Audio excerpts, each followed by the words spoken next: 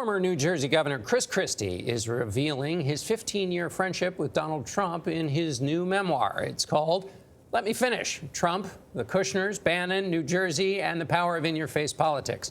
Christie writes that he went from the vice presidential shortlist to being fired from the transition team 2 days after the election. He says the president's son-in-law, Jared Kushner, pushed him out, setting the stage for problems inside the Trump administration. In Christie's words, the president is surrounded by, quote, a revolving door of deeply flawed individuals, amateurs, grifters, convicted and unconvicted felons. Governor Christie, good morning. Morning, John. That's quite a list. Let me ask you about one of those members, Roger Stone. You were a former U.S. attorney. Yeah. Roger Stone's complaining about the way he's been treated, that pre-dawn raid. Is that out of the ordinary?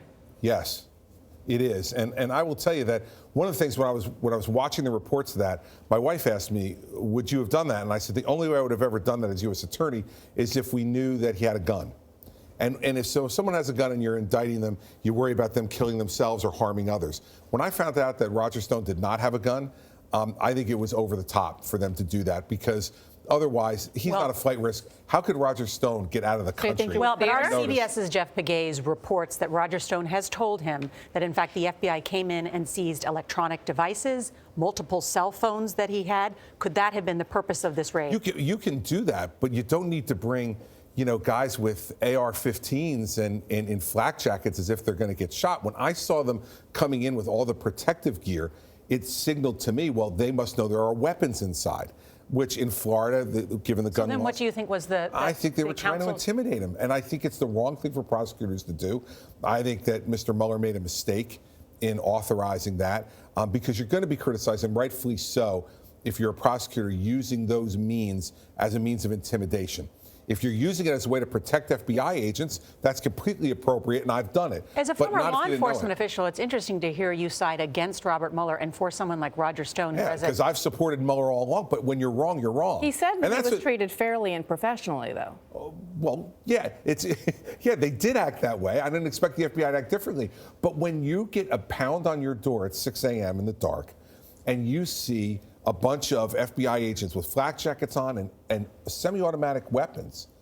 I mean, to take somebody out who lied to Congress, that's just, to me, that's overkill. And I talk about this during the time I was U.S. attorney in the book. These are tough decisions to make, but you always have to err on the side of having people have confidence in the justice system.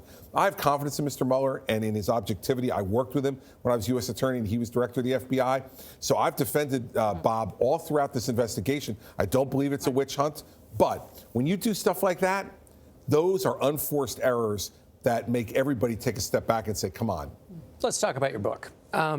You paint a picture here of the Trump administration that is a complete and thorough mess. This is the presidency of the United States. He's got people working for him who are going after him. He's got members of his family who are undermining. They undermine you. You've done all this work on the transition, which is a major operation, $4 trillion government. They throw it all in the trash can. President Trump came into office saying, I have a special ability because of my business experience to run places in ship shape. What you describe here is a total jalopy mess. Well, listen, what I try to do in the book is to let people know the truth.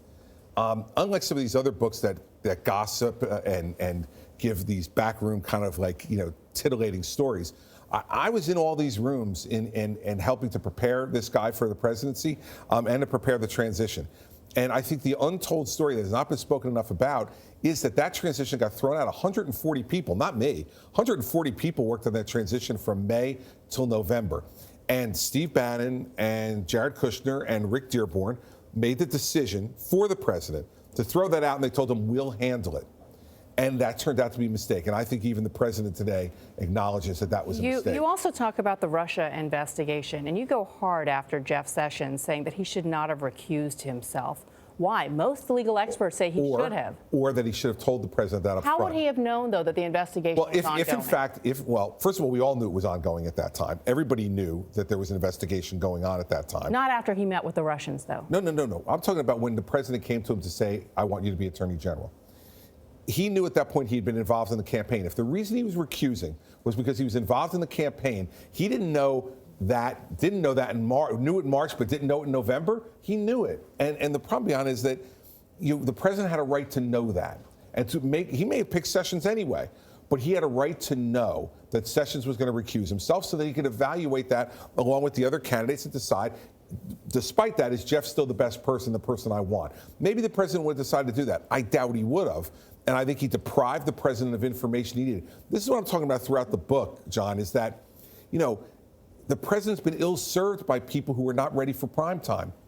And that's happened again and again and again. And these jobs are tough enough when you have a good staff. Sure. Mm-hmm. Sure. And Governor Christie, you paint a picture of repeated mistakes over and over again, even when you counseled him differently. Thank you so much for joining us this morning. Norah, thanks for having me on. It's good to see you all again. Good to see you, too. Let Me Finish goes on sale tomorrow.